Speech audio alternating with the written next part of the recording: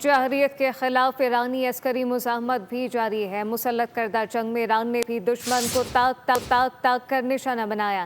ایران نے براہ راست اسرائیل پر بھی حملے کیے اور خطے میں موجود امریکی فوجی اڈوں کو نشانہ بنایا گیا۔ زمینی جنگ کے خدشے کے پیش نظر عراق کی عسکری تنظیم نے اپنے جنگجو بھی ایران کی مدد کے لیے بھیج دیے۔ تفصیلات اس رپورٹ میں۔ امریکی اور اسرائیلی مشترکہ جارحیت کا بھرپور جواب۔ حملہ کیا تو نتیجہ بھی بھگتو۔ ایران نے دشمن پر بھرپور جوابی کارروائی کی۔ مسلط کردہ جنگ میں ایران نے اسرائیل کو تاک کر نشانہ بنایا۔ پاسداران انقلاب نے نام نہاد صہیونی ریاست پر میزائل داغے۔ ایرانی حملوں سے اسرائیل میں جانی و مالی نقصان ہوا۔ دوسری طرف ایران نے خطے میں موجود امریکی اڈوں کو بھی نشانہ بنایا۔ متحدہ عرب امارات پر فضائی حملے کیے گئے۔ شارجہ میں ڈرون حملہ کیا گیا جس میں ٹیلی کام کمپنی کی عمارت کو نشانہ بنایا گیا۔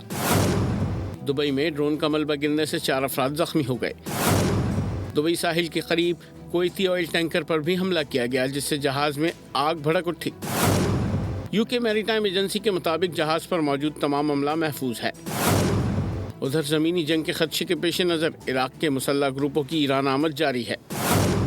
عرب میڈیا کے مطابق ایران کی حمایتی عراقی عسکری تنظیم حشد الشعبی کے جنگجو ایران میں داخل ہو گئے ہیں۔ یہ جنگجو زمینی جارحیت کی صورت میں ایران کی طرف سے لڑیں گے۔